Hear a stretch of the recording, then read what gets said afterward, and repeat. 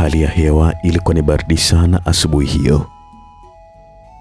Mvua za rasharasha zilikuwa zinaendelea tu kunyesha, na hapakuwa na dalili yoyote kuonyesha kwamba mvua hizi zinaweza kukatika muda si mrefu. Kwa mji wa kibiashara kama Dar es Salaam, mvua hizi ni wazi kabisa kwamba zilikuwa ni kero kubwa sana kwa wakazi wake.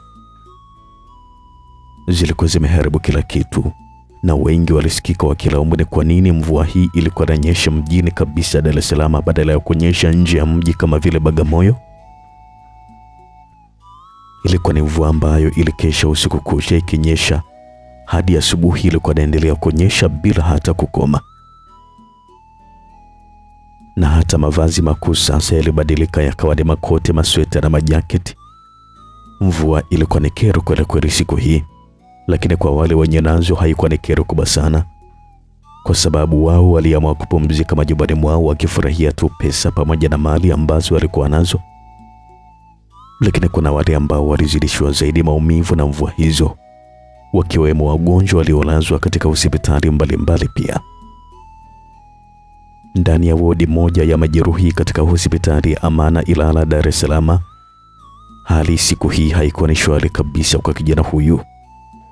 Kwa muonekano wake alikuwa anavutia kweli. Alikuwa na macho makubwa meupe yenye mboni nyeusi. Mpangilio wa nyusi zake ndio uliokuwa unawachanganya sana wanawake wengi, na hata kifua chake cha mazoezi pia ilikuwa ni kati ya vitu ambavyo hivi vilikuwa vinazidisha muonekano wake wa kimahaba na kuwa mzuri zaidi. Hakuna nguo yote ambayo alikuwa anatia katika mwili wake na ikamkataa kijana huyu. Kila kitu ambacho alikuwa anavaa alikuwa anapendeza kweli. Kijana huyu anaitwa Bruno. Utanashati wake, mvuto wake wa kimahaba, uchangamfu na kila kitu cha kwake, vyote kwa sasa vilikuwa vimepotea. Na sasa Bruno amekuwa ni mpya kabisa. Amebadilika kwa kila kitu, maskini ya Mungu. Bruno alikuwa hana tabasamu tena. Bruno alikuwa hana furaha tena. Maisha yake sasa yametawaliwa na huzuni na hofu tupu. Amelala kitandani akionekana kuwa na mawazo na kukata tamaa kabisa. Hana tumaini tena la kuendelea kuishi. Kila kitu chake kilikuwa kimeshaharibika. Macho yake yamezingirwa na machozi. Anaonekana hana amani kabisa wala matumaini ya kuishi muda mrefu baada ya pale. Yani mimi ni mzoga tu. Na akajikuta alikuwa anatamka kwa sauti na kumvua ya machozi ilikuwa anaanza kunyesha machoni mwake. Msichana mrembo aliyekuwa akipita jirani yake aliumizwa kweli na machozi yake bwana Bruno. Akajua kabisa kwamba lazima alikuwa na jambo zito ambalo hili lilikuwa linamtatiza. Alipiga hatua za taratibu. Macho yake yalikuwa yanamwangalia tu sawia Bruno. Pole, alitamka vile msichana huyo kwa sauti ya chini kabisa, lakini ilikuwa kwa haraka kidogo. Nashukuru sana.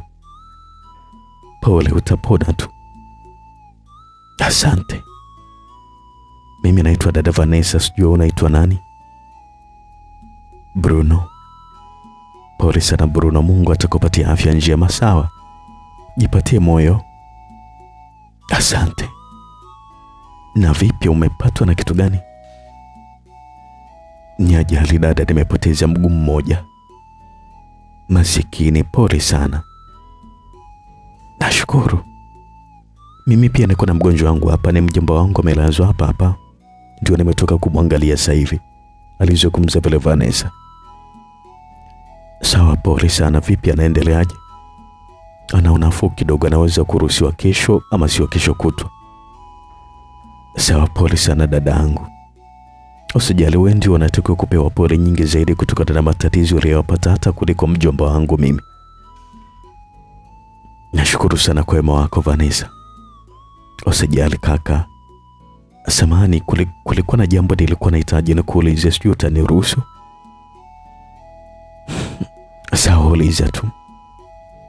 Kuna mtu yeyote ambaye amekuja huko kuangalia hapa hospitali mpaka sasa hivi? Unamaanisha kitu gani? Bruno aliuliza vile, angalia macho yake alikuwa ameyakaza usoni kwa Vanessa tu. Nilikuwa namaanisha kwamba mtu wa kukuletea huduma muhimu, mandhari, chakula pamoja na mambo mengine hivi. Lilikuwa ni swali baya sana kwa Bruno, swali ambalo lilienda kutibua mambo ambayo yalikuwa yamejificha ndani ya moyo wake. Vanessa alishindwa tu kuelewa kwamba swali lake lilikuwa ni sawa tu na mwiba wa samaki ndani ya moyo wake. Ghafla macho ya Bruno yalilowana pale pale. Mvua nyingine ya machozi ikaanza kumwagikia kwenye macho yake. Alifunika kope zake. Bruno alikuwa anaumia kweli kweli katika moyo wake. Hakuwa anapenda kabisa lile swali. Vanessa hakuyapenda kabisa machozi ya Bruno. Kwa kumtazama tu akajua kabisa kwamba Bruno lazima alikuwa na kitu kingine ambacho kilikuwa kinamuumiza zaidi. Bruno alikuwa anazidi kulia masikini. Vanessa aliketi kitandani na kisha alitoa leso yake na kumfuta machozi Bruno. Naomba nisamehe sana Bruno kama nitakuwa nimekukosea, Vanessa alimwambia vile Bruno kwa sauti tulivu kabisa. Hapana dada, kuwa na amani tu, hakuna kitu chochote kile. Lakini sasa mbona umeanza kulia mara baada ya mimi kuuliza swali kama kuna mtu aliyekuja kukuangalia? Samahani sana kaka kama nitakuwa nimekukosea. Haikuwa ni dhamira yangu kukuumiza. Bruno alikuwa anazidi kulia tu. Nyamaza tafadhali, wewe ni mwanaume. Hakuna tatizo kubwa lolote lile kwa mwanaume. Jikaze na utulize moyo wako. Sawa, nimekuelewa. Bruno alizungumza vile na huko alikuwa anajitahidi tu kunyamaza. Yaani Tunu. Hatimaye sasa jina hilo likamtoka Bruno kwenye mdomo wake. Tunu? Tunu ndio nani? Ni habari ndefu sana dadangu, siwezi kabisa kuzungumza kitu kwa sasa hivi. Lakini nakwambia tu kwamba kuna mapenzi ya dhati katika dunia hii, hakuna kabisa. Bruno alimwambia vile Vanessa, ambaye huyu alikuwa anaonekana kushtuka kweli kweli mara baada ya Bruno kuzungumza vile. Hakuna mapenzi ya dhati, unamaanisha kitu gani Bruno? Unajua tu kwamba hakuna mapenzi ya kweli kabisa hapa duniani. Bruno alizidi kuzungumza vile na huko alikuwa anaanza kulia tena. Kuna hiyo mapenzi yana uhusiano wote na hii hali ambayo uko nayo kwa sasa Bruno? Na tena ni kwa 100%. Kivipi sasa? Siwezi kuzungumza chochote sasa hivi Vanessa. Sitaki kabisa kujiumiza zaidi ya hapa. Nahitaji tu muda wa kupumzika zaidi. Samahani sana kama nitakuwa nimekuudhi, lakini siku tukionana kwa majaliwa wa Mwenyezi Mungu basi nitakusimulia kisa kizima. Sawa. Lakini sasa unaweza kunijibu swali langu Bruno? Uliuliza nini vile? Niliuliza kama kuna mtu anayekuja kukuangalia hapa na kukupatia mahitaji yote ya muhimu.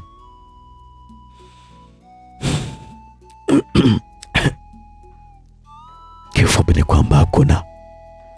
Bruno alijibu vile mara baada ya kujikaza sana na kukohoa kidogo. Pole sana kaka, lakini kama utajali naomba kuanzia sasa nianze kukuangalia. Sijui utaniruhusu? Macho ya Vanessa yalikuwa na huruma sana wakati akizungumza maneno hayo, lakini Bruno hakujibu. Alibaki anamwangalia tu Vanessa muda ule. Tafadhali sana naomba nikubalie. Usikatae Bruno, nakuomba sana.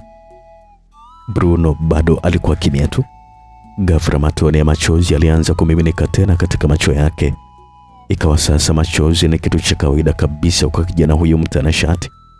Na kila kitu yeye alichokuwa naambiwa alikuwa analia tu. Na kila swali ambalo alikuwa anaulizwa jibu lake lilikuwa ni machozi tu. Vanessa aliogopa. Alishindwa kabisa kuelewa ilikuwa ni kwa nini kila ambapo alikuwa anamwambia kitu lazima Bruno alie. Akili mwake sasa kukajengeka kwamba lazima alikuwa na matatizo makubwa kweli kweli Bruno. Ni kweli siku zote alikuwa ni mtu wa kusaidia watu. Moyo wake Vanessa ulikuwa na huruma sana siku zote. Hakuwa anapenda kabisa kumwona mtu akiwa katika hali ya shida ama matatizo alafu amwache.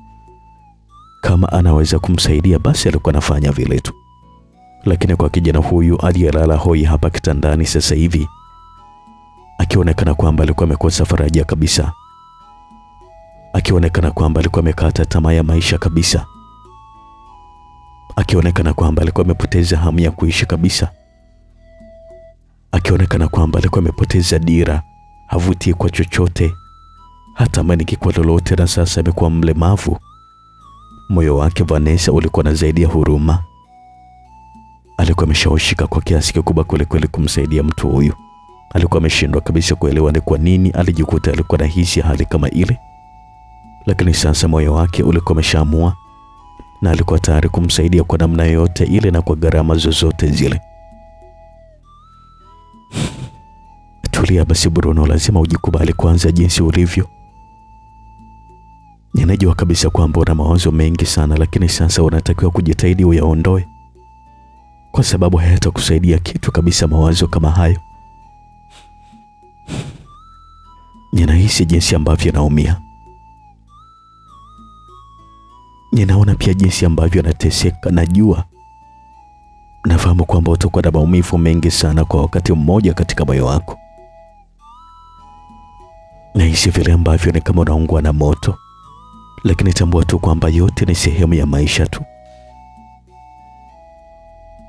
Kumbuka kwamba matatizo hayakimbiwi kabisa Bruno. Matatizo yanatakiwa kukabiliwa ama kutatuliwa, hayakimbiwi hata siku moja. Kwanza huwezi kabisa kuyakimbia matatizo. Utakimbia mpaka wapi? Utajificha kwenye matatizo mpaka wapi? Na utalia mpaka lini? Kila kitu utafanya, lakini matatizo yatabaki pale pale. Nyamaza tafadhali please. Sauti ya Vanessa ilikuwa ni sauti yenye kusihi kuliko hata kawaida. Ilikuwa ni sawa na msumari wa moto ambao uliingia kwenye moyo wa Bruno kabla hujapoa vyema. Maumivu juu ya maumivu. Vanessa hakujua kabisa kinachomliza Bruno kilikuwa ni kitu gani. Bruno hakuwa analia kwa sababu ya maumivu na mateso peke yake ya mguu wake ambao ulikuwa umekatwa. Bruno hakuwa analia kwa sababu sasa alikuwa ameshakuwa mlemavu, bali alikuwa analia kwa sababu nyingine kabisa. Ilikuwa ni sababu kubwa kuliko kawaida. Ilikuwa ni kubwa, ingawa hata kwa mtu mwingine ingeweza kuonekana kwamba ni ndogo. Sababu ilikuwa ni mapenzi. Mapenzi ndiyo sababu kubwa iliyomfanya kila wakati awe analia Bruno. Mapenzi ndiyo sababu iliyomfanya kila muda awe anajuta kuyajua mapenzi. Alikuwa anajuta kumjua mpenzi wake aliyesababisha awe katika hali ile wakati huu. Hata sijui kabisa ni kwa sababu gani nilikutana na Tunu katika maisha yangu mimi. Najuta kabisa kukutana na mwanamke kama yule. Kwanza sio mwanamke, yule ni shetani kabisa. Amekuwa ni maumivu makubwa katika maisha yangu mimi. Amekuwa ni mwiba na sumu kali ya kulia mamba. Amepoteza dira yangu yote katika maisha na kunipatia machungu na mateso yasiyomithirika. Najuta. Hakika najuta kukutana naye. Bruno alikuwa anawaza tu akilini mwake, na alikuwa ameshasahau kabisa kwamba alikuwa anazungumza na Vanessa muda ule. Bruno, nakuomba unijibu basi swali langu. Sauti hii tamu ya Vanessa ndiyo ambayo ilimtoa kwenye mawazo bwana Bruno. Unasema? Mungu wangu. Yaani hata sijui ni kwa nini unaruhusu maumivu katika moyo wako Bruno. Unajua unaweza kujiona hauna thamani tena katika dunia. Unaweza kujiona hauna umuhimu tena, ama hakuna mtu ambaye ataona thamani yako tena katika dunia. Lakini hayo yanaweza kuwa mawazo tu machoni. Lakini ndani yako lazima ujitengeneze ushindi. Ndani yako lazima ujijenge wewe mwenyewe kuwa ni mshindi na huna tatizo kubwa kama ambavyo unajishukulia. Thamani hii ndogo ambayo unajipatia kwa sasa, wapo watu wengi ambao wanakuhitaji na kukuwa na wathamani.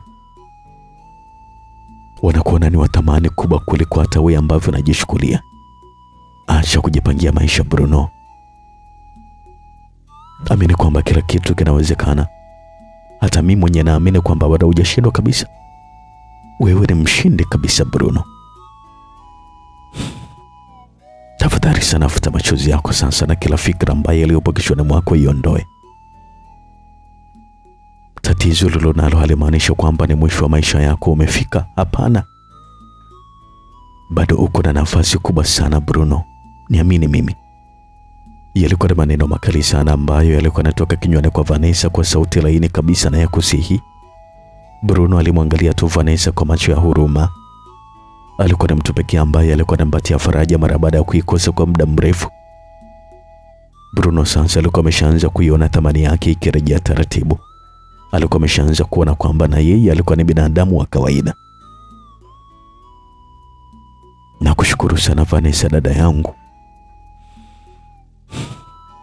Hakika wewe ni mwanamke wa aina yake. Unanifanya nianze kuwa na furaha sana. Nakushukuru sana Vanessa, Bruno alizungumza vile. Usijali kabisa Bruno. Napenda zaidi kuiona furaha yako machoni na sio machozi. Asante, nashukuru sana kusikia hivyo.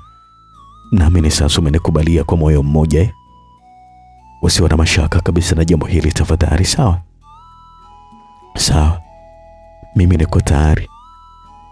Hata sijui nikushukuru vipi, lakini Mungu wangu tu wa mbinguni ndiye anayejua shukrani iliyopo katika moyo wangu Vanessa. Kusema ukweli nakushukuru sana. Sawa, nimefurahi sana kusikia hivyo. Sasa mimi nakwenda kwenye mahangaiko yangu, jioni nitakuja kukuona tena. Kuwa huru, sawa? Sawa. Na vipi samahani, naweza kuchukua nambari zako za simu? Vanessa akamuuliza vile Bruno. Sina. Sawa basi baadaye, ugua pole, sawa? Sawa. Mara baada ya kumaliza mazungumzo haya sasa Vanessa aliondoka zake. Karibu sana katika sehemu hii ya kwanza ya simulizi yetu nzuri. Inaitwa Sikujua Kama Ungenisaliti Mpenzi. Mimi naitwa Felix Mwenda kutokea hapa Simulizi Max. Nambari zetu ni 0677 062 012. Je, Bruno amekutwa na kitu gani? Kwa sababu tumemsikia tu pale hospitali akimtaja Tunu, na inaonyesha kabisa kwamba Tunu ndiye alikuwa ni mpenzi wake na amemfanya vibaya mpaka kufikia hatua kama ile. Tunahitaji kujua Bruno amefanywa kitu gani na Tunu, na msaada wa Vanessa utakwenda mpaka kufikia wapi? Karibu sana katika simulizi yetu nzuri. Nimekujuza kwamba inaitwa Sikujua Ungenisaliti Mpenzi, na mimi naitwa Felix Mwenda. Siku ile ilikuwa ni kama Vanessa alivyokuwa ameahidi. Jioni ni kweli kabisa alikwenda tena hospitali kumwona Bruno. Alimpelekea chakula kizuri kabisa, ndizi, nyama pamoja na matunda. Akamlisha kwa upendo mkubwa, na huko alikuwa anamtania. Bruno sasa alikuwa anatabasamu. Alicheka. Na muda mfupi kabla hajaondoka sasa Vanessa alitoa simu kwenye pochi na kumkabidhi Bruno. Ni ya nini? Ni yako hiyo Bruno. Ukiwa na tatizo lolote mimi sipo, basi unifahamishe kupitia simu hiyo. Lakini pia tayari nimeshakuwekea voucher na nimeshaingiza jina langu pia. Kwa hivyo tuwasiliane wakati wote ukiwa na dharura, sawa? Sawa, nashukuru sana Vanessa. Lakini sasa ni kwa nini unanifanyia mambo kama haya yote? Sisi sote ni binadamu na tunaishi katika sayari moja Bruno. Lazima tupendane. Ni hilo tu, wala kuna jingine. Sawa, nimefurahi sana kusikia hivyo. Nakushukuru sana Vanessa. Usijali, sasa mimi nakwenda, nitakuja kukuona tena asubuhi, sawa? Asante, usiku mwema Vanessa. Na wewe pia usitegee kunywa dawa Bruno, sawa? Kweli usijali kabisa, na kuahidi kwamba nitakunywa dawa kwa wakati. Mara baada ya maongezi hayo sasa waliagana. Saa 3 za usiku Vanessa alikuwa anapiga honi getini kwake, lakini msichana wake wa kazi hakutoka kumfungulia. Kwa dakika 3 nzima alikuwa anaendelea tu kufanya vile bila mafanikio. Akiwa ndio kwanza amefungua mlango wa gari akiwa anataka kushuka kusudi akafungwe geti yeye mwenyewe, mara geti likafunguka, akaingiza gari na huko alikuwa anafoka kweli kweli. Aliegesha gari na wakati anamalizia kushusha mguu wa pili kutokea kwenye gari, alikuwa anaendelea kufoka tu. Vanessa alikutana na kibao cha nguvu shavuni mwake pale pale. Kilikuwa ni kibao kizito kweli kweli ambacho kilifanya hisi maumivu makali. Hakupata shida kabisa kujua kwamba kilikuwa ni kibao cha mwanaume. Lilikuwa ni kofi moja tu la nguvu ambalo hili lilikuwa limempotezea kabisa mwelekeo. akiwa anazidi kutafakari namna ya kukabiliana tu na yule ambaye alikuwa amempiga, ambaye bado alikuwa hajamuona. Mara alikutana na kibao kingine pale pale, alianguka chini. Vanessa alikuwa haelewi kabisa kinachoendelea, kilikuwa na kitu gani. Moyo wake ulikuwa umeshabadilisha mapigo ya moyo na kwenda kasi kuliko kawaida. Aliyatoa macho yake na kumwangalia ambaye alikuwa anapambana naye. Alikuwa ni nani? Haikuwa ni rahisi kabisa kuamini. Alikuwa ni Ima. Alikuwa ni Emmanuel ambaye alikuwa amempiga vibao vile viwili. Ima, ni kweli kwamba ni wewe mpenzi wangu? Ni kwa nini unanipiga Ima? Nyamaza. Ima alizungumza kwa ukali kweli. Ni kwa nini unanipiga Ima? Vanessa alikuwa anazungumza vile na huko alikuwa anazidisha kilio zaidi. Hakuna kosa kabisa la yeye kupigwa na mpenzi wake kama vile. Kila ambapo alikuwa anajaribu kuvuta picha kama kuna mahali ambapo alikuwa amekosea, lakini hakuwa anaona kabisa. Amka uende ndani haraka sana sasa hivi, Ima akamwamrisha vile Vanessa. Vanessa alijizoazoa pale chini na kisha kuamka. Alianza kupiga hatua za kivivu akiwa ameshika shavu lake vile moja, akiwa anaugulia maumivu makali kweli. Alikwenda moja kwa moja mpaka chumbani kwake. Alijitupa kitandani tu, na muda mfupi baadaye Emmanuel naye aliingia na huko alikuwa anafoka kweli. Umeanza umalaya, si ndio manake? Emmanuel aliuliza vile kwa sauti ambayo ilikuwa imejaa ukali. Lilikuwa ni swali ambalo lilikuwa limemstua kweli. Vanessa alibaki kimya kwa muda na huko alikuwa anatafakari tu. Alikuwa anahisi huenda alikuwa amemfuatilia hospitalini wakati alipokuwa amekwenda kumwona Bruno. Lakini sasa hata kama alikuwa amemfuatilia na kumuona, alikuwa na uhakika gani kwamba eti Bruno alikuwa ni mpenzi wake ambaye alikuwa anamsaliti naye? Na mbona hata hivyo Bruno sio mpenzi wake kabisa? Ni mtu tu ambaye alikuwa ametokea kumsaidia. Maswali haya yote alikuwa anajiuliza tu Vanessa. Ni kwa nini ananiuliza swali kama hilo sasa? Aliwaza kichwani mwake Vanessa tu. Sinazungumza na wewe ama? Emmanuel alizungumza vile na huko alikuwa anaonyesha kwamba alikuwa anajiandaa kumwangusha kofi jingine pale. Mbona unanifanyia hivi Emmanuel? Lakini ni majina gani ya ajabu ambayo unaniita Emmanuel? Na ni kwa nini unasema kwamba mimi ni malaya? Ulikuwa wapi? Emmanuel akauliza vile tena. Mara ya mwisho kuzungumza nawe kwenye simu nilikwambia naelekea wapi? Sihitaji kujua mambo ya mara ya mwisho hapa. Na kuuliza sasa hivi umetokea wapi? Nimetoka hospitali kumwona anko. Kumwona anko, si ndio manake? Ndio. Una uhakika? Ndio. Ni kwa nini nakupigia simu upokei? Umenipigia saa ngapi jamani simu yako na sijapokea? Hebu toa simu yako. Vanessa alitoa simu yake kwenye pochi na kuamini kabisa pale alipokutana na misikoluzi 12, na zote zilikuwa ni misikoluzi za mpenzi wake Emmanuel. Mungu wangu, sikuwa naona kabisa simu zako Ima, please. Lakini hiyo sio sababu iliyokufanya unipige kiasi hiki. Umeona ni sababu ndogo, si ndio? Sijasema kwamba ni sababu ndogo, lakini action ambayo alichukua ndio kubwa kuliko tukio lenyewe. Sasa niambie, ni kwa nini huko napokea simu zangu? Sikuwa naona Emmanuel.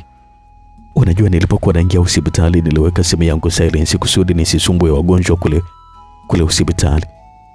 Nilipotoka sikukumbuka kabisa kuirudisha kawaida ili kusudi ikiita niwe naisikia.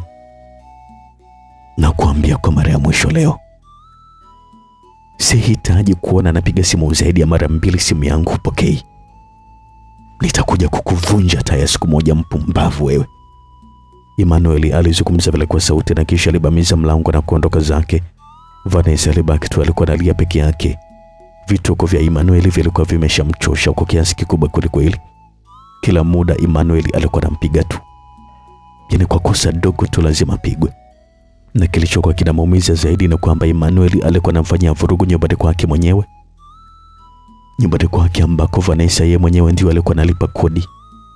Hakuwa anafurahia kabisa mapenzi ya kijana huyo ambaye alikuwa ni mkorofi kupindukia. Ingawa katika moyo wake alikuwa anashindwa kabisa kuelewa ilikuwa ni kwa nini alikuwa anampenda kwa kiasi kile. Emmanuel alikuwa ni mwanaume ambaye alikuwa amemwingia kweli katika moyo wake na kumchanganya mno. lakini sasa alikuwa anamtesa na kumnyanyasa tena nyumbani kwake ambako yeye mwenyewe Vanessa ndio alikuwa amepanga. Lakini lazima siku moja nifanye maamuzi tu. Lazima siku moja nifanye kitu. Siwezi kuwa katika penzi la kitumwa kwa muda wote kama huu.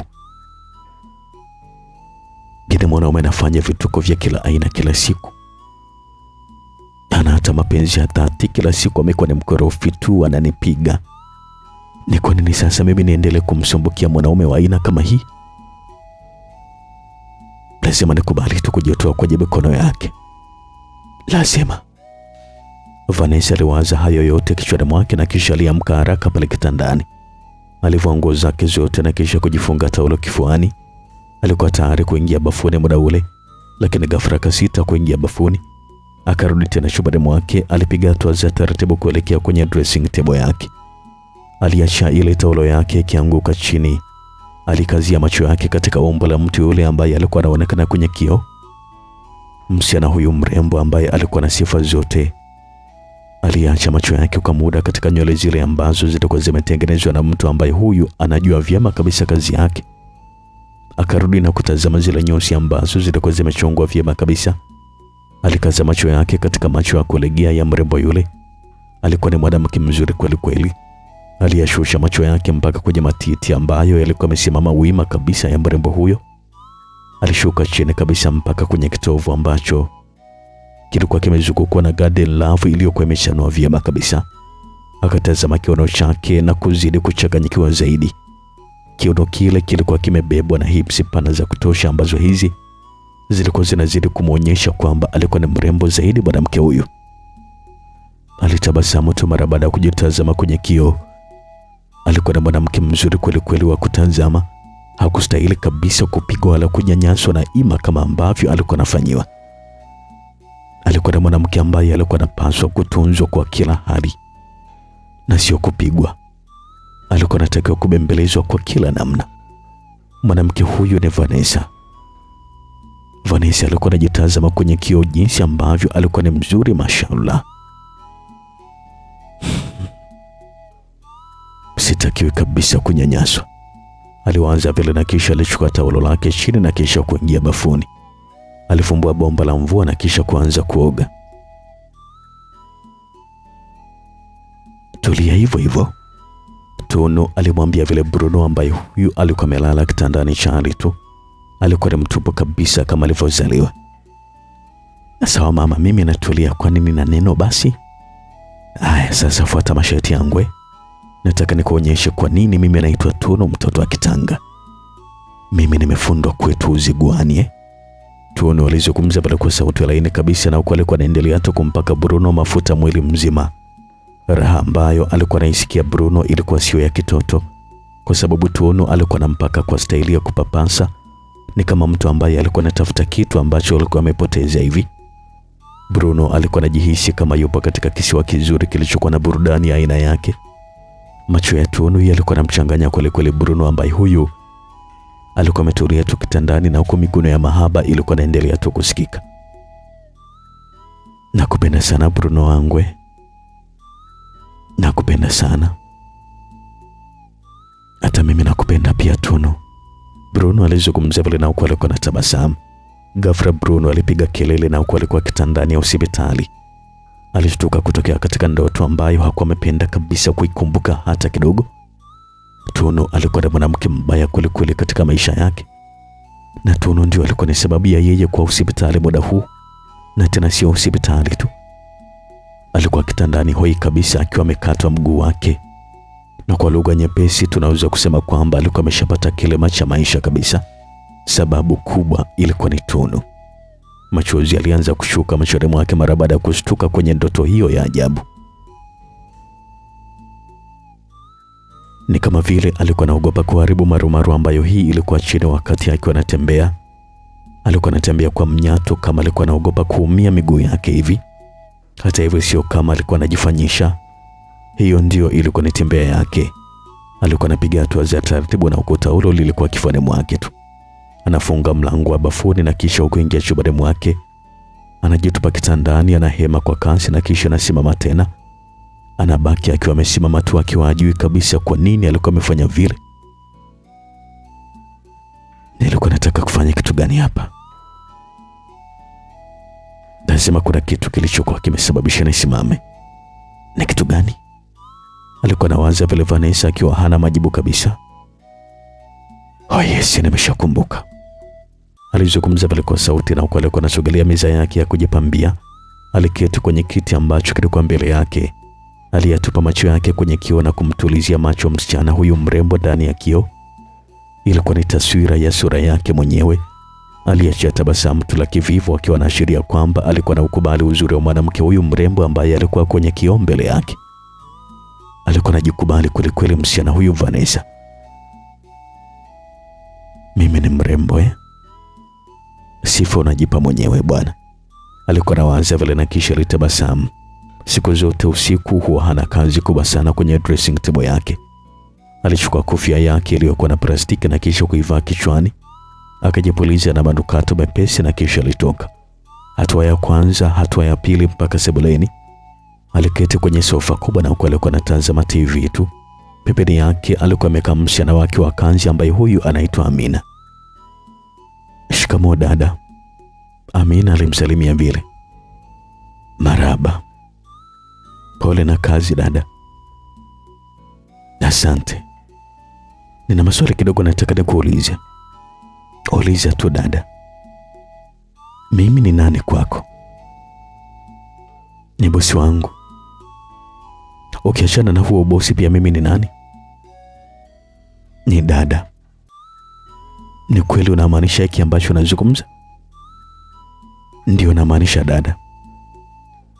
Hivi najua ni kwa nini uko hapa Amina? Ndio najua.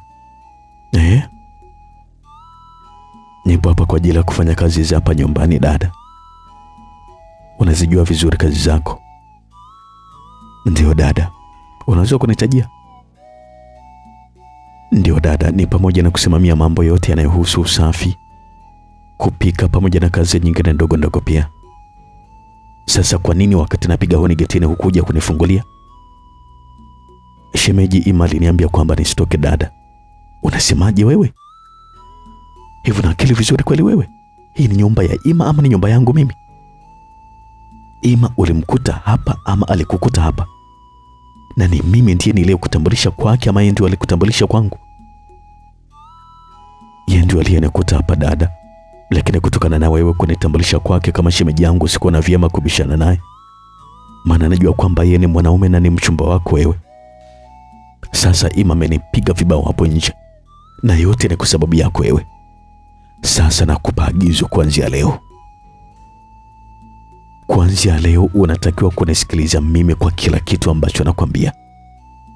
Fuata kila kitu ambacho mimi nahitaji na sio Ima. Sio, utakuwa umenielewa? Ndio, nimekuelewa dada. Vanessa aliinuka na alikuwa amefura kwa hasira kweli kweli. Alikwenda kwenye chumba cha chakula akaanza kula. Hakuwa na haraka kabisa ya kukaa sebuleni muda mrefu. Aliingia zake chumbani na kisha kulala jioni ile. Usiku mzima aliishia kujigeuza tu kutoka upande mmoja wa kitanda kwenda upande mwingine. Hakupata kabisa usingizi. Bruno alikuwa ametawaliwa na maumivu makali kweli kweli. Na sio kwamba yalikuwa ni maumivu ya jeraha la mguu wake ambao ulikuwa umekatwa. Hapana, bali alikuwa ni maumivu makali kweli kweli ya moyo. Alikuwa anaumizwa sana na jinsi ambavyo alikuwa ametendwa na Tunu masikini. Mwanamke huyo ndio ambaye alikuwa ni chachu ya matatizo yote ambayo alikuwa nayo Bruno kwa sasa. Mwanamke huyo ndio aliyokuwa ni sababu ya kwa nini yeye alikuwa amelazwa hospitali sasa hivi na hana mguu mmoja. Ni kwa nini ampende? Ni kwa nini sasa amuone mwema licha ya matatizo yote ambayo alikuwa amemsababishia? Hakuwa ni mwanamke mwenye thamani kabisa kwa Bruno. Kwake alikuwa ni sawa na mbwa koko tu ambaye huyu hana maana yoyote zaidi ya kufakamia tu vyakula jalalani tu. Kumbukumbu za Tunu zilikuwa zinamsumbua kweli kweli baada Bruno.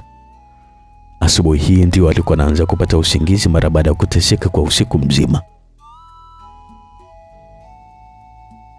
Huo ni mfululizo zilikuwa zinapigwa nyuma ya gari la Vanessa kwenye eneo la mataa ya Moroko.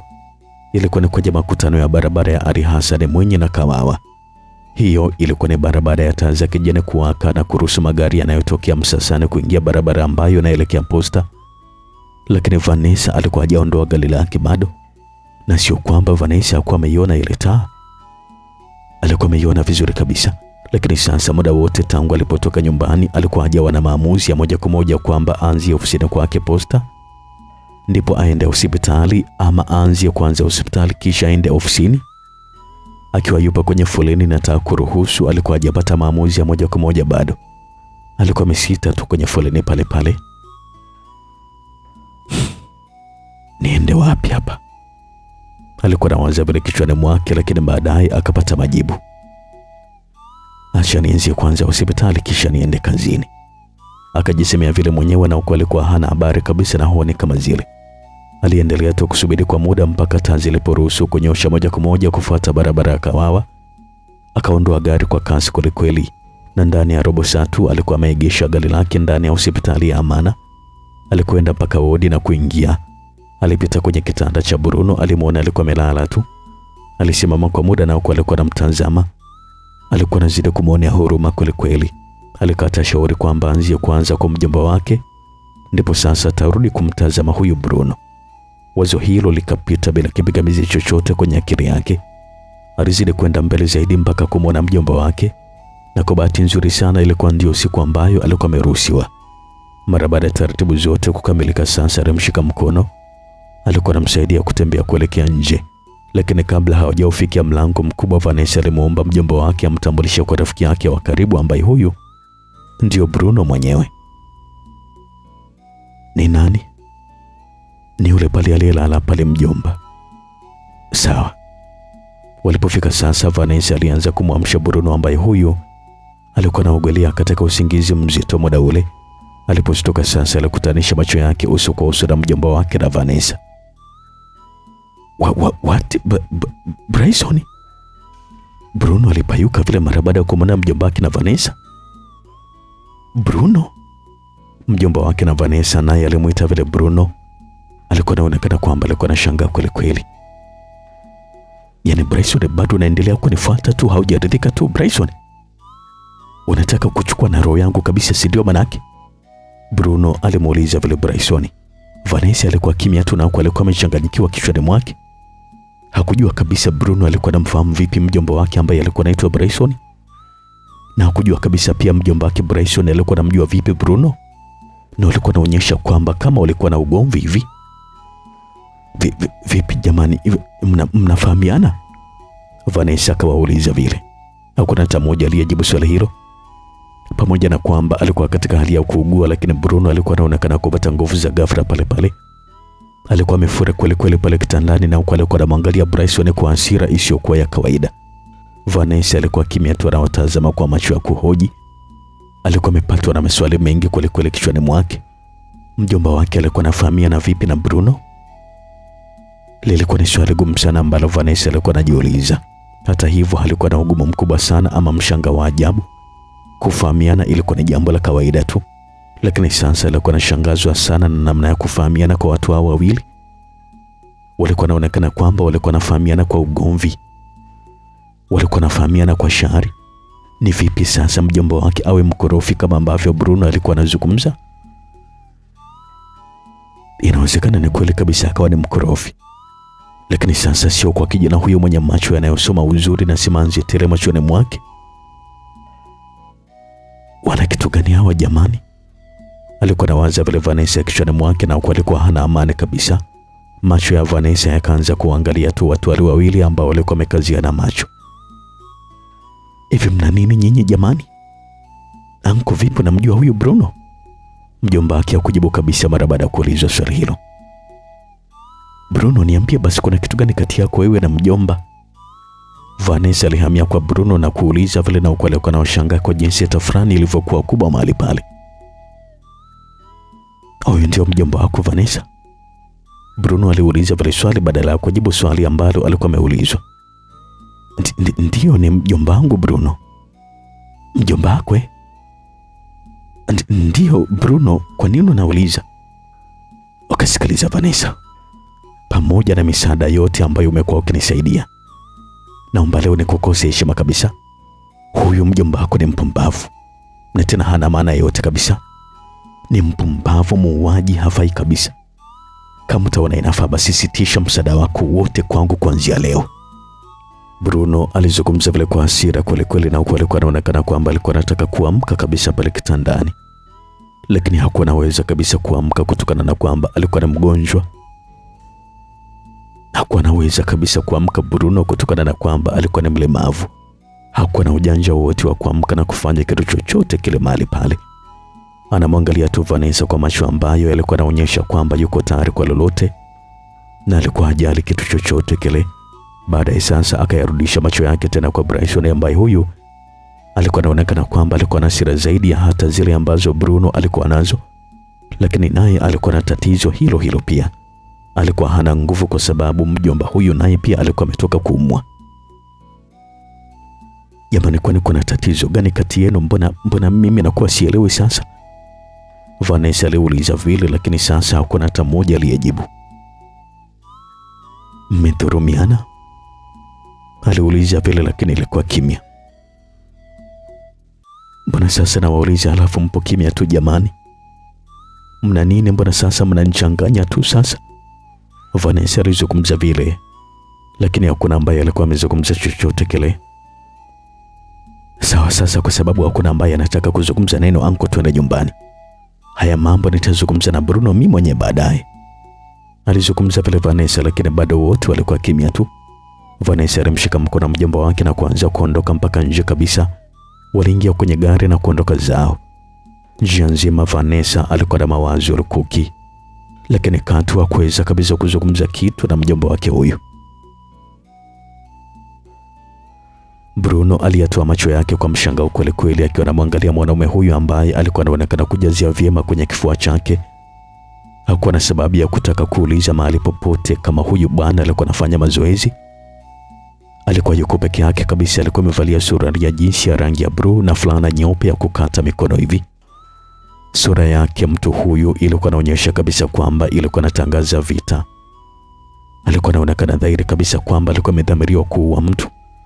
Bruno akiwa bado yuko katika taharuki tu, anashangaa kumwona Tunu alikuwa anapiga magoti kwa mwanaume huyu. Alikuwa analia na kuomba samehewe. Uga wake Tunu ulikuwa hujifichi kabisa. Alikuwa analia na kumwangalia kwa huruma kabisa mtu huyu. Samahani sana mume wangu, naomba unisamehe. Sikufanya kwa makusudi mpenzi, ni bahati mbaya tu. Naomba msamaha wako baby. Tunu alikuwa anazungumza pale kwa sauti ya kusihi mbele ya mwanaume huyu mwenye miraba minne. Tunu, mke wangu, hai. Ni kwa nini umeamua kunifanyia hivi Tunu? Mwanaume huyu alikuwa anazidi kulalamika tu, akiwa anaonekana kuwa na hasira kuliko kwa kawaida. Please, naomba nisamehe sana mume wangu. Naomba nisamehe mpenzi wangu, tafadhali usinitende hivyo. Najua una hasira sana na mimi na unaweza kuniua kabisa. Lakini nakuomba sana unisamehe. Nikusamehe? Ndio, nikusamehe kwa usaliti kama huu. Naomba nisamehe sana baby. Na tena ndani ya nyumba yangu mwenyewe. Bryson sweet, naomba nisamehe sana. Kitandani kwangu kabisa. Najua ndio maana nakuomba msamaha. Najua ni kiasi gani nimekuumiza na uko na maumivu katika moyo wako. Naomba nisamehe tafadhali mpenzi wangu, na kuomba. No. Siwezi kabisa. Lazima nifanye kitu iwe kama fundisho. Hapana baby, please. Bryson hakutaka kabisa kusikiliza maneno ya Tunu. Alichomoa bastola yake ambayo alikuwa ameichimbia kibindoni, akaielekeza usoni kwa Tunu pale pale. Naanza na wewe, halafu ndio namuua na huyo mshenzi mwenzako. Huwezi kunisaliti kabisa mimi Tunu, huwezi nasema. Bryson alizungumza pale na huko alikuwa anaonekana kukasirika kweli kweli. Muda wote Bruno alikuwa ni kama amenaswa na shoti ya umeme hivi, lakini alipoiona bastola akashangikiwa zaidi. Mawazo yake ya mwanzo kwamba mambo yangeweza kuisha kwa kuzungumza na kumaliza na kiume yalitoweka kabisa pale pale. Pale kifo kilikuwa kinanukia wazi kabisa, lakini katika maajabu yote hili lilikuwa ni la kwanza. kwa sababu kwa kipindi chote cha miezi 6 ambacho alikuwa katika uhusiano wa kimapenzi na Tunu, alikuwa hajawahi kabisa kumwambia kwamba alikuwa na mume. Sasa imekuwa vipi leo anapiga magoti mbele ya mwanaume huyu akisema kwamba ni mumewe na alikuwa anaomba msamaha? Bruno alimwangalia Tunu kwa mshangao kweli kweli, na kisha akarudisha macho yake kwa Bryson ambaye huyu alikuwa anaonekana dhahiri kabisa alikuwa amedhamiria kuua. Macho yake alikuwa anasoma tu huruma na kuomba msamaha. Tunu, lakini si ulisema kwamba wewe haujaolewa kabisa? Bruno aliuliza vile kwa uchungu kweli kweli, na ukuoga ulikuwa umemshika. Nyamaza Bruno. Kikubwa hapa ni kuomba msamaha kama ni kosa limeshatokea. Pumbavu. Mnashauriana ujinga gani hapa? Kwanza inabidi nianze na wewe fala kwanza kabla ya Tunu. Haya, sali zako za mwisho sasa kabla kifo chako hakijafika. Haraka. Bryson alizungumza vile, na huko alikuwa anaonekana kutaka kuacha risasi pale pale. Bryson, no, Bryson. Bruno alijikuta akiwa anapiga kelele odini. Wazo la kwamba alikuwa odini lilikuwa limeshaondoka. Mawazo yake yote yalikuwa yapo kwa Bryson tu, ambaye huyu alikuwa ametoka kuondoka na Vanessa muda mchache uliopita. Mawazo kwake yalikuwa ni kama sumu ya nyoka. Mawazo yake yalikuwa ni kama sumu ya nyoka ukiwa porini bila dawa ya kuulia sumu hiyo. Ghafla sasa alimuona mtu ambaye huyu hakutarajia kabisa kumwona mbele yake. Alikuwa ni Vanessa. Umefuata kitu gani Vanessa? Bruno aliuliza pale kwa hasira kweli kweli. Nimefuata nini Bruno? Ananiuliza hivyo? Ndio nakuuliza umefuata kitu gani hapa? Sihitaji msaada wote kutokea kwako. Ni kweli kabisa unachozungumza Bruno? Ndio. Hebu naomba niangalia machoni Bruno. Bruno alimwangalia Vanessa machoni. Sasa niambie kwamba hutaki msaada wote kutokea kwangu. Bruno hakuweza kabisa kuzungumza vile. Kilichofuata ilikuwa ni machozi tu. Alikuwa anaonekana kwamba alikuwa na maumivu makali kweli kweli katika moyo wake. Macho yake yalikuwa yanatangaza dhiki. Sura yake ilikuwa inaonyesha huzuni, na kinywa chake kilikuwa kinazidisha machungu kwa Vanessa ambaye huyu alikuwa amesimama tu mbele yake muda ule. Kwa kumtizama tu Bruno, Vanessa aliweza kugundua kwamba tayari Bruno alikuwa mbali sana kihisia. Alikuwa mbali kana kwamba anaweza kufanya kitu tofauti kama hatapatiwa msaada na ushauri kwa haraka. Mara moja aliketi kitandani, akajivuta juu ya kitanda na kisha kumwinua kidogo Bruno, na kisha alimlaza miguuni mwake. Aliacha macho yake yaonyeshe nia yake ya kumweka miguuni mwake. Bruno alikuwa anazidi kushangazwa kweli kweli na wema wa mwanamke huyu mzuri.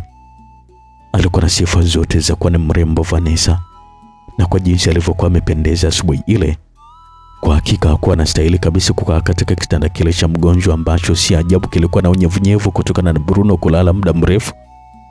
Lakini Vanessa, licha kwamba alikuwa amependeza na alikuwa ni mzuri, alikuwa amekaa tu pale amemlaza Bruno kwenye miguu yake, na huko alikuwa na tabasamu. Alikuwa hana kinya kabisa Vanessa. Ni mwanamke wa aina gani? Na sio kwamba ni vigumu sana mambo haya kufanyika, lakini sasa kuwe na uhusiano mwema baina ya watu hawa wawili ndio mambo kama haya yanaweza kufanyika. Lakini sasa ndio kwanza hawa watu walikuwa wamefahamiana jana tu, na tena ilikuwa ni hapa hapa hospitali. Lakini kubwa zaidi ni kwamba tayari Bruno alikuwa anaonekana kwamba alikuwa na tofauti kabisa na mjomba wake Vanessa. Tofauti ambayo bado Vanessa alikuwa hajajua kabisa. Anawezaje? Bruno alimwangalia Vanessa kwa jicho la kuhitaji huruma yake, ambaye naye pia alijibu kwa jicho la kupokea huruma hiyo pia. Ni kama ndoto ya mchana hivi. Tabasamu changa la Bruno likaanza kuonekana usoni mwake. Vanessa akajibu tabasamu pia. Na kama ungefanikiwa kuwaona watu hao wawili pale hospitali wodini, usingekuwa na mashaka kabisa kwamba wale walikuwa ni wapenzi wa muda mrefu. Lakini kumbe haikuwa vile kabisa. Walikuwa ni marafiki tu, tena waliojuana jana. Na tena walikuwa na ugomvi uliosababisha na mjomba wake Vanessa. Bruno. Hatimaye Vanessa aliita vile. Naam Vanessa. Bruno naye sasa alitikia kivivu, akionyesha kudeka kidogo. Kwa nini una mawazo sana kama hivyo? Ni matatizo tu Vanessa. Matatizo tu. Lakini Lakini siku zote unajua kabisa kwamba matatizo huwa yakimbiwi Bruno. Ni kuyakabili tu matatizo. Ni kwa nini unakuwa ni mwoga wa kukabiliana na matatizo? Sio uoga kabisa Vanessa. Bali ni kitu gani? Ni lazima uwe na hofu na jambo ambalo hujui kabisa mwisho wake utakuwa vipi Vanessa. Najua ndio Bruno. Lakini sasa sio kwa kiwango ambacho wewe unayachukulia matatizo yako. Kwa nini unasema hivyo? Mambo mengi sana unayachukulia kwa ukubwa. Kama nakumbuka siku ya kwanza kabisa kukutana na wewe, nilikwambia kwamba najua kabisa kwamba unadhani hauna thamani tena kutokana na tatizo lako, si ndio? Nilikwambia kwamba unajiona huwezi kuwa na marafiki tena. Unajiona huwezi kupata mtu wa kukujali tena. Huwezi kukubalika, hauwezi kupendwa. Hauwezi hata kuwa na sauti na kadhalika. Lakini sasa nataka nikwambie kwamba unawaza tofauti sana Bruno. Kila kitu kinawezekana. Na unaweza kuondoa fikra zako kichwani mwako ukawa na Bruno mpya kabisa. Sauti ya Vanessa ilikuwa ni tulivu kabisa, ambayo hii ilikuwa inatoka kwa mpangilio ambao ulikuwa nafaa. Nashukuru sana Vanessa kwa kunipatia moyo. Na kuahidi kwamba kuanzia sasa naanza kuwa upya kabisa. Nimefurahi sana kusikia hivyo Bruno. Okay, vipi hali yako kwa sasa? Daktari amepita raundi hapa na akaniruhusu. Hongera sana Bruno. Nyumbani ni wapi? Sina. Hauna mahali pa kukaa? Ndio Vanessa. Ni kwa nini sasa Bruno? Sina nyumba hapa Dar es Salaam. Na ndugu je? Sina. Anyway, mambo mengine tutazungumza baadaye. Lakini kwa sasa hebu tumalize kwanza hili swala la makazi. Naomba mimi nikusaidia kwa mara nyingine tena Bruno. Nitashukuru sana Vanessa. Nitakutafutia sehemu ya kuishi kwa muda na ukipata huduma zote, alafu baadaye mimi ndo nitajua cha kufanya, sawa? Sawa. Nimefurahi sana Bruno. Sasa amka upate mtu wali kwanza. Alafu nitakuacha kwa muda ukiendelea kukamilisha taratibu zote za discharge ili kusudi nikaandae mazingira. Alafu nitakuja tena baadaye kwa ajili ya kukuchukua, sawa? Sawa. Bruno aliinuka na kisha kukaa kitako. Vanessa kama mimi na mtore na kuanza kumnyosha Bruno. Taratibu sasa Bruno alikuwa na kunywa mpaka akashiba kabisa. Akamenya machungwa mawili na kisha kumpatia. Nayo Bruno alikula na kisha alimaliza. Safi. Ukiwa na bidii ya kula kama hivi siku zote utarecover mapema zaidi, sawa? Usijali kabisa Vanessa kwenye kula, wala usiwe na wasiwasi kabisa. Mimi ni mkali sana katika eneo hilo. Alizungumza vile Bruno na kisha wote walicheka tu kwa pamoja. Basi wacha mimi niondoke. Ndani ya saa moja hivi nitarudi, alafu tutaondoka, sawa? Sawa. Vanessa alitoka wodini na kisha kuenda pale ambapo alikuwa ameegesha gari lake. Aliingia ndani ya gari na kisha kuliwasha. Safari yake ilisha Manzese Tip Top, ambapo huko alitafuta hoteli nzuri kabisa na kisha kupanga. Hiki chumba ni kwa ajili ya ndugu yangu ambaye ni mgonjwa. Nahitaji apate huduma zote akiwa hapa. Nitakuwa nakuja kumwangalia kila siku. Lakini pia ningependa kama angekuwa napewa uangalizi wa karibu zaidi. Vanessa alimwambia vile dada ambaye alikuwa mapokezi katika hoteli ile. Ni kama vipi yani unamaanisha samani dada? Namaanisha huduma muhimu kama vile chakula, kufuliwa nguo na kadhalika. Sawa, hilo lina tabu, kama utanitoa itakuwa poa tu. Kuhusu hilo weka shaka pembeni kabisa, utafurahi mwenyewe. Sasa na vipi ukiwa haupo na akaja mtu mwingine kwenye shift labda pengine?